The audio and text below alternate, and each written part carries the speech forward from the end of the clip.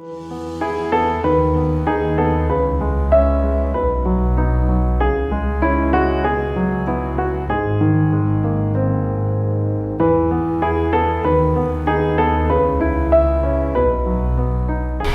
good afternoon, friends. It is afternoon here for me, and happy October. My name is Crystal, and welcome to my channel, Homemaking on the Homestead. And I am just loving these beautiful fall days. The pictures that I was showing you are my daughter's from previous years in the fall. She used to take a lot more pictures and was a lot more into photography than she is nowadays. Her life kind of changed different directions, but anyway, I still have a lot of her pictures and I so love to show them. She did such a beautiful job with her photography. I'm definitely enjoying the coolness of this fall, and as this fall season is just getting underway, because today is like probably mid-70s or something like that. I decided to come out here and enjoy a cup of tea because I've already had my coffee limit for today, so I figured a cup of tea would be good. I always try to search for, I got wind again today, I always try to search for the quiet place, you know, between my grandkids making noise or outside noises, and right now it's my husband up on the hillside doing some mowing and on his tractor and cleanup and whatever. So if that background noise can be heard, I'm sorry about that. That's his tractor, but hey, you know, that's life. So I mentioned in my last video that my husband and I had been on vacation, or we had just taken a road trip. I guess when you're retired, you don't really think of it as vacation anymore. It's not like you're taking time off work and then you know, getting away for a few days, getting back, and then heading back to work. Retirement life definitely has its benefits, but we had been wanting to take a trip to Montana and to Idaho, and so we did. During the video, I will be showing you, sorry, I'm fiddling with my hair because of the wind. During the video, I will be showing you some of the sights and things along the way on our trip. We had such a wonderful time, and I can't believe how absolutely gorgeous Idaho is, but once we got into Montana, it's like, oh my gosh, I was just kind of in awe of the beauty of the area, God's handiwork, you know. I mean, it was absolutely stunning. I couldn't really get any film of the nighttime.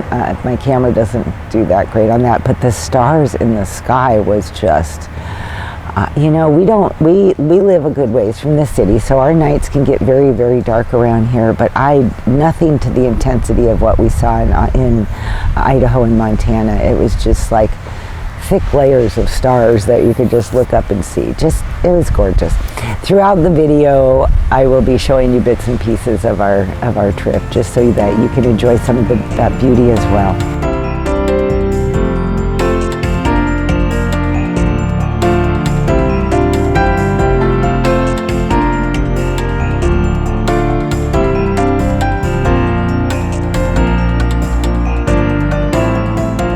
As this fall weather is hit, I've been in a baking mood. The biggest problem I've had is the lack of my time, because we have been traveling and preparing and getting back and all that. But before I left, I made a carrot cake. I was talking to my daughter and I said, do you think carrot cake is fall baking? You know, everybody thinks apples and pumpkin and things like that, but it has cinnamon and cloves and you know, ginger and all those kind of things that are definitely reminiscent of fall. And the carrot cake was just super delicious. I'm not actually a huge carrot cake fan, but for some reason it just sounded really good to me. The one thing that I did in this recipe that I've actually never done before is it was a King Arthur's recipe, and I weighed out my ingredients. I weighed my sugar, my flour. I followed on the King Arthur, which I'll link below. The King Arthur recipe gives you an option. You can weigh it, or you can use, you know, cups and volume weight. We are actually one of the few countries that actually measures out our ingredients by the cupful as opposed to weighing them out. Years ago, one of my daughters was a nanny in Denmark for a year, and she was just really surprised when she got there that all their baking was done by weight. I thought it was was interesting at that point, but never really thought much more about it.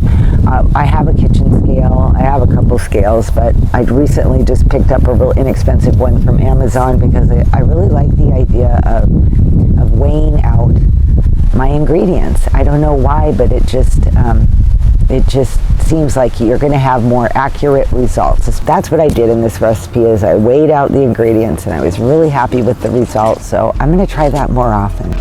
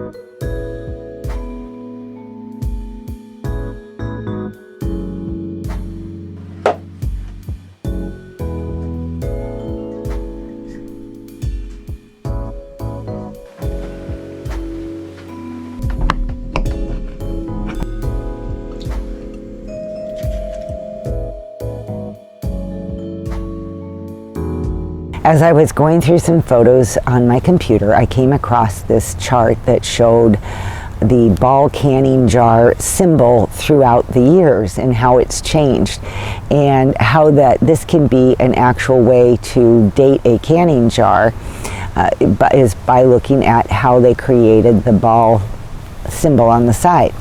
Well, I have a lot of jars in my collection that came from my grandmother, and I bet that there's probably a lot of you that have old canning jars or have seen old canning jars, and you might find this interesting. In order to get it to fit on the screen properly, I had to kind of cut the chart in half. But if you're interested in looking at your canning jars and being able to gauge their age, you can just take a snapshot of this page with the different symbols and the years to just kind of get an idea of what your canning jars may look like. And if any of you find really old ones, let me know, because I am always fascinated by old canning jars.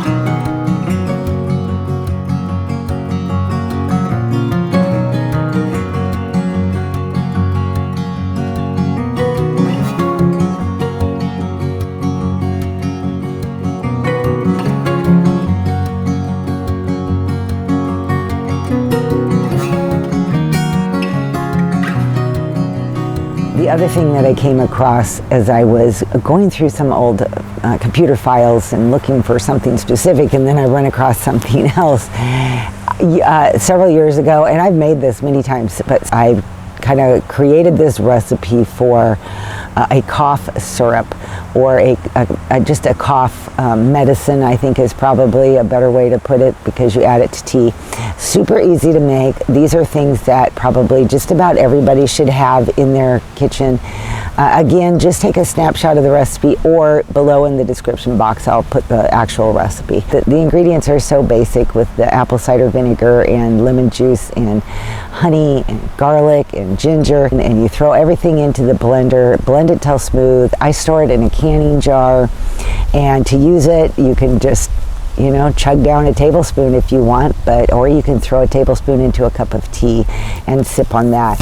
And it definitely helps with the cold symptoms and coughs and things like that. As you can see, I called it Crystal's Kick That Cold Home Remedies. Anyway, if you try that, let me know.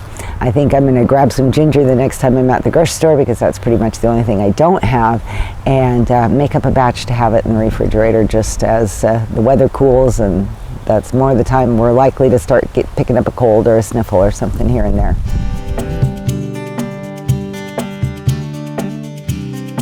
I was really looking forward to sharing this next bit with you because, as you all know, I love my coffee, right? And over the years, I have made coffee in a lot of different ways. I have done just my faithful, probably 20-some-year-old Cuisinart coffee maker. I've had that. You know, it's done a great job for years and years. I've also made coffee in my French press, and sometimes I will do a pour-over cup. Just if I want one single individual cup, I have a little filter that sits on top of my coffee cup, and I put the paper filter inside the coffee and just pour boiling water. That's been good. Well, recently, for other reasons, they were actually for travel reasons. We like to make our own coffee when we do take road trips, so we were trying to figure out the easiest way to do that. And a lot of these methods, like the French press or the pour over, you know, you're boiling water first, and then so it's like a two-step process. So we were trying to figure out what would be the simplest way to make coffee while we're on the road. And so that was my original intent for buying this coffee pot. I bought myself a Faberware electric percolitor. And little did I know, after I brought it home and took it out of the box and just thought, this is really nice. Let me say, some of the things that I love about it is you don't have to have purchase any coffee filters, paper type filters. So that makes it really neat. And when I brought it home, I went ahead and got it all washed up, and then first time through, I just ran hot water through. I was pleasantly surprised at how quickly a pot of coffee could be made. And then, of course, I thought, well, let me just try it out with coffee. And since then, I've been using this for our everyday coffee maker. It makes a 12-cup pot of coffee in about 10 or so minutes. The coffee is delicious. Like I said, it doesn't need a paper filter. It's easy to rinse out, clean out, set up for the next day.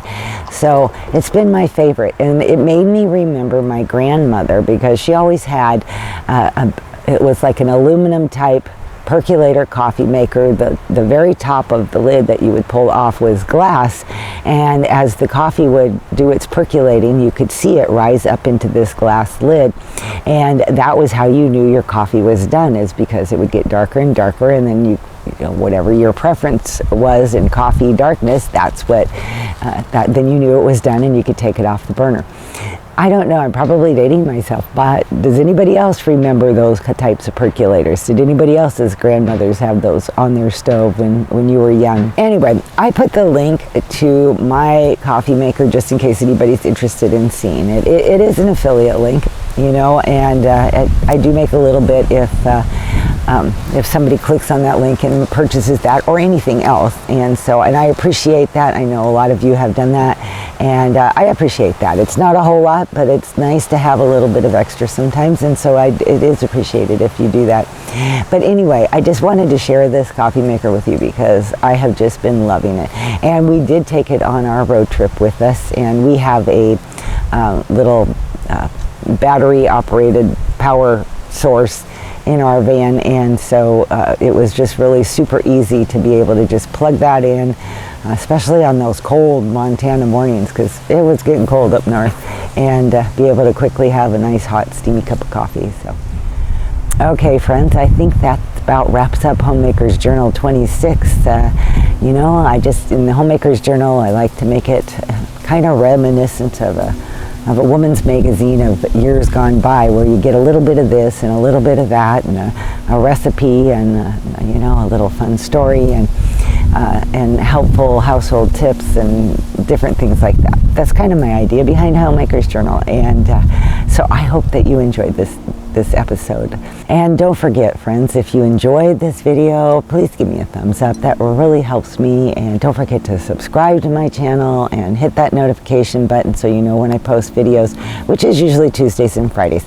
I've also heard from a few people that they haven't gotten notifications, so just go back in and make sure that your notifications are still on and that you're still subscribed, because Facebook has a way of doing that. I know that's happened to me on a few channels that I'm on, that suddenly I'm not getting anything and I discover that my notifications have been turned off or I've been unsubscribed for whatever reason. But anyway, okay, I will see you guys all in my next video.